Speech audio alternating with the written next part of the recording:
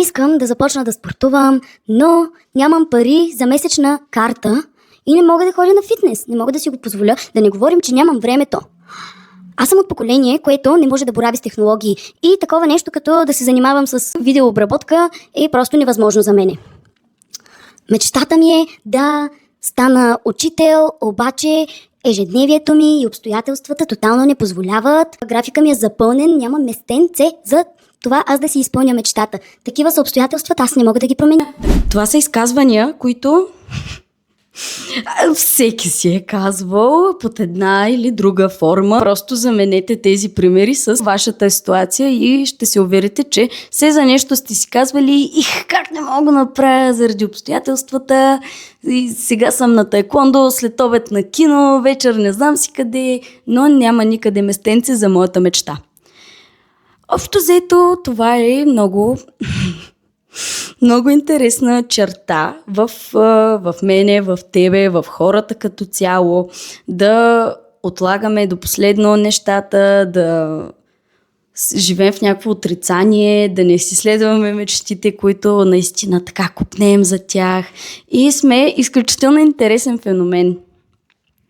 Не веднъж, включително и аз съм си го казвала това нещо. Даже сега леко фаталистично ще се изкажа, но аз съм загубила от живота си 3 години с този пораженчески майндсет, които докато съм учила, аз продължавам да уча, но 3 години в периода, в който се обучавам, съм си повтаряла как не мога да се запиша точно сега на импровизационен театър.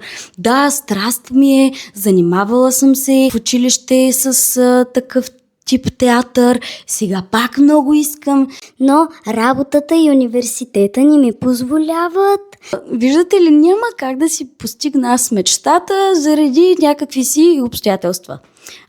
Това е пълна глупост. Вече от колко време си ходя, нищо не ми е станало. Жонглирам си перфектно. Хора, говоря пълни глупости, не ме слушайте за перфектното жонглиране. Няма такова нещо. Цари творчески хаос, яко при мене и при всички ви е така. Няма перфектен ред. Точка. И образование, и работа, и импро. Доста време отлагах да започна да снимам видеа. Като цяло все нещо отлагах. Така че много добре ви разбирам. И 3 години, когато някой ме питаше защо просто не се запишеш на импро, аз обяснявах колко ми е натоварен графика. А за фитнеса ми е любимо.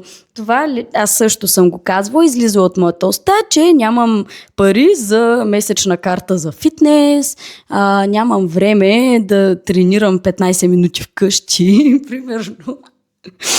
То просто като се изрекат тези неща на глас и ти става абсурдно.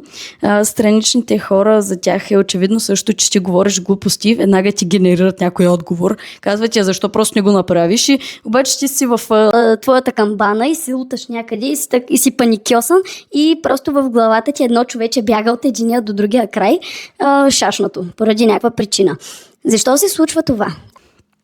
Точно заради този мързел се пораждат, да ги нарека, напрегнатите почивки, в които ти си легнал, скролваш в TikTok, примерно 3 часа. Откакто си отвори очите си в леглото, нещо си ровиш в телефона и си почиваш, ама от напрегнатите почивки. Тези, дето леко си разхлопан, така напрегнато ти е, усещаш с третото си око, че има нещо там, дето те чака, не може и ти да го назовеш, но нещо чака да бъде свършено.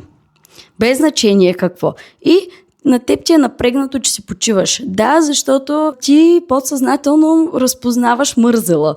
Знаеш, че си мързелуваш и ти е неудобно, а най-готината рецепта срещу мързела според мен е така да се ядосаш, че да се ядосаш за състоянието, в което си изпаднал. На мен лично това ми помогна. Изнервих се за положението, в което се намирам и това колко е статично и монотонно и как нищо не ми се случва в живота. И все като си помисля нещо да ми се случи, веднага цак и се появяват картите, университет и работа. Веднага, нали, и решавам да не правя нищо с живота си. А пък реалността е друга. С каквото и да се захванеш, можеш да се справиш. Сигурна съм. Спри да хленчиш, размърдай си задника на Лари Уингет. Тази книга, в нея също е описано как ти, досвайки се, че си в положението, в което се намираш, може да направиш нещо по въпроса.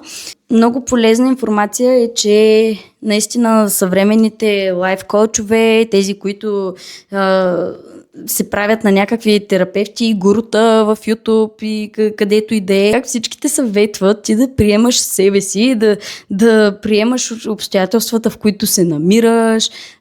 Просто ти си перфектен такъв, какъвто си. Да, ама не съвсем.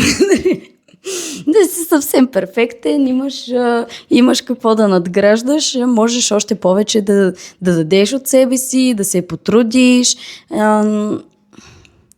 А тази психология, която те насърчава да приемеш мързеливото си положение,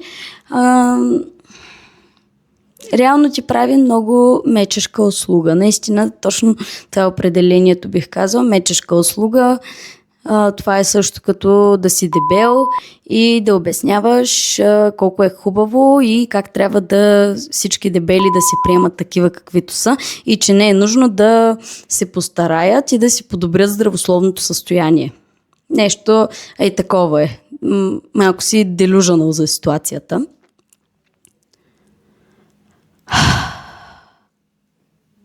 Този клип няма да има никаква развръзка, не мога да дам рецепта, топ 5 неща, които ще ви оправят живота веднъж и завинаги, но заглавието на Лари Уингет е най-якия съвет: спри да хленчиш, размърдай си задника. Чао от мен!